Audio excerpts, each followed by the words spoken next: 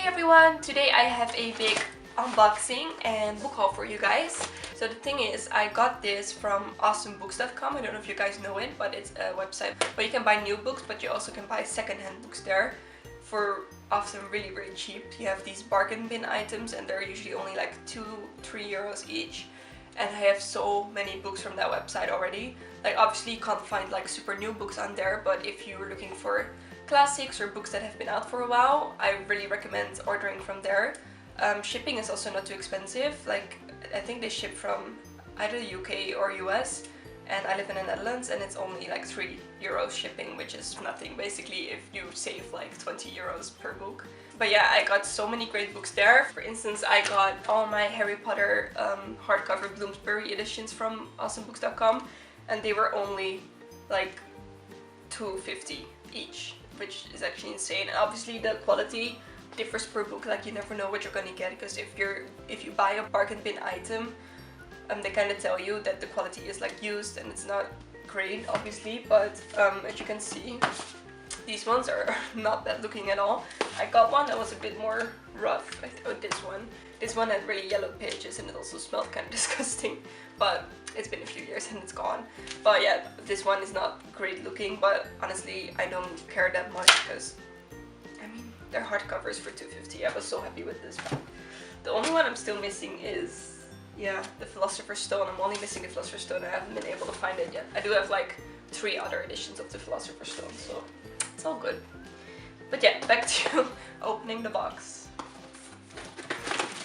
So the box is open and it's also falling apart, so I'm gonna put it down. Oh, I'm so excited to see. Okay, the first book I see is Anna Karenina by Tolstoy. Yeah, I've been eyeing this for a really long time. I particularly wanted the vintage classics edition. I don't know if you know it, it has all these beautiful colors and it's just gorgeous. But I also like, I would just buy it for how nice that book looks, and I don't think I'll actually enjoy reading it. But this one was like 2 euros and I don't mind trying it out for that price, and if I end up loving it, I can always buy the vintage classics edition. That's what I told myself. But it's really big, that's what's mostly been putting me off. Yeah, but I mean it's a classic and I want to try. Who knows when that will happen. The next book I see is Gone with the Wind. There's a lot of like more classic books in this haul because obviously those are easier to get secondhand. But I have no idea what this is about. I just see it a lot everywhere. Also in these like top 100 books you need to read at least once in your life or something, this one is always in there. Is it a romance? Clearly. Magnificent historical romance set against the panorama of the Civil War. So I got that. Then I got We Need to Talk About Kevin. I actually never really heard of this book before, except for like a few months ago. I first read the premise of the story. I think it was actually of the movie, and I thought that, whoa, that's super interesting, because for some reason I'm super fascinated by like serial killers and murder stories and all that stuff, like true crime basically. I bet a lot of people are actually interested in that. It's not that weird. This story consists of letters between like the mom and the dad of a boy who did a school shooting.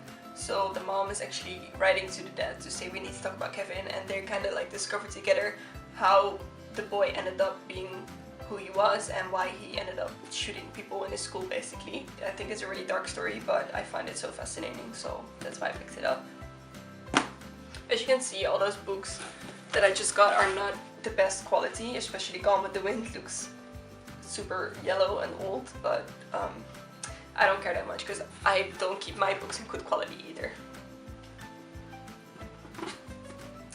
Then I got Rebecca by Daphne du Maurier, probably a French name and I'm pronouncing it all wrong again. This is one of these classic female authors that I've wanted to read for a long time, especially now that I'm getting more interested. I've been reading Susan Sontag, I've been reading Sylvia Plath, I've been reading Simone de Beauvoir, so this just needs to be on the list. I'm really excited to read it. Then I got a biography of Sylvia Plath. I'm sorry guys. Whenever I discover like a new author, I sometimes can get really obsessed, especially if they have like a super interesting life story, like Sylvia does, obviously. This is the result of my obsession. And then we might as well get on with this one. I got The Bell Jar by Sylvia Plath. I think this is her most well-known book and I want to try it. Then I have If We Were Villains by M.L. Rio. People have been recommending this a lot if you like The Secret History by Donna Tartt, and it's one of my favorite books of all time, if not my actual favorite. So anything that is even similar to The Secret History I need to read, so that's why I got this. I don't actually know what it's about. Oliver Marks has just served 10 years for a murder he may or may not have committed. On the day of his release, he is greeted by the detective who put him in prison. Detective Colborn is retiring and he wants to know what really happened a decade before. This actually sounds like a murder mystery more than anything like The Secret History, but it's fine. People have been raving about this, so I want to read it. Then I got 100 Years of Solitude by Gabriel Garcia Marquez. I think everyone has heard of this author. I think everyone has heard of this book. Again, another classic I really wanted to try. This really is a haul full of classics that I needed in my life, so I'm super curious about this. Next up is The Picture of Dorian Gray by Oscar Wilde. Again, another classic, I'm sorry. I got super interested in this when I saw the show Penny Dreadful on Netflix. It has some version of Dorian Gray in there. I'm sure it's not similar to the actual story, except for the fact that there is a picture involved and he stays young forever. That was just such a fascinating character to me, and I really want to read the original story and kind of see the references between the actual story and the Penny Dreadful version of Dorian Gray, if that makes sense. And I've been hearing really good things as well. So next up I have Peter Pan.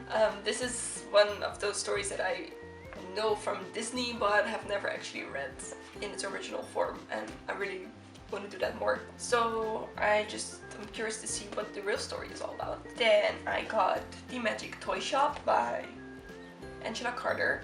I've seen this around quite a bit on Instagram and stuff, and I never really knew what it was about, but I absolutely love the cover. It's about like this girl who is sent to her uncle, who has a toy shop or workshop where he creates dolls, and they are very lifelike. So I'm really excited to read that because I absolutely love this type of story. Finally, in this box, oh my god, I hate all these stickers, but it's Murder on the Orient Express by Agatha Christie. Again, one of those books that I feel like everyone has read or wants to read at least, and I want to join in on the fun, so that's why I got it. But I need to take care of these stickers because I don't mind if my books look old or like used, but stickers are just the worst thing in the world. I can't deal with them.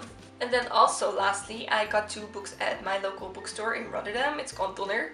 It's an amazing bookstore, I absolutely love it. I got this email from them saying they had really cheap bind-up classics and it's looked amazing, so I got them. First one being the complete novels of Jane Austen, and the other one being the collected works of Edgar Allan Poe. I have no other reason for getting these except for that they were super cheap and obviously very beautiful. I love Jane Austen. I read Pride and Prejudice and Emma, I think. Pride and Prejudice is also one of my all-time favorite books, so I definitely want to read more of Jane Austen.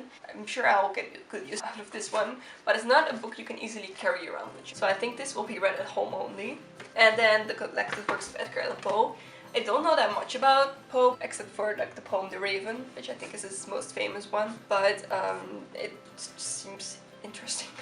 I think it's a nice book to have, that's all I can say about it. I don't know if I'll actually end up reading it anytime soon. Maybe when I'm old and retired and have way too much time on my hands, but I enjoy seeing this on my shelf, so that's why I got it. So those were all the books I got in, well, I wanted to say in the month of January, but right now when I'm filming this is not even halfway through January. But I don't think I'll get any more books this month because I'm very, very poor right now, so I think this will be it for the month of January. By the way, I don't think I'll be filming monthly book hauls because I just don't get that many books every month. There's months where I buy like 20 in one go, and then there's months where I buy maybe just 1 or none at all. Oh god, my voice. Love having a cold, guys. But yeah, I'll just film hauls whenever I have something interesting or like enough books to show, and maybe just accumulated hauls for over like a few months. But I do really enjoy filming them, and I love watching book hauls as well. So I hope you enjoyed this book haul. Let me know in the comments which book I should definitely read first, if you have read any of the classics that I got, and which one like really stood out to you. And I hope to see you in my next video. Bye!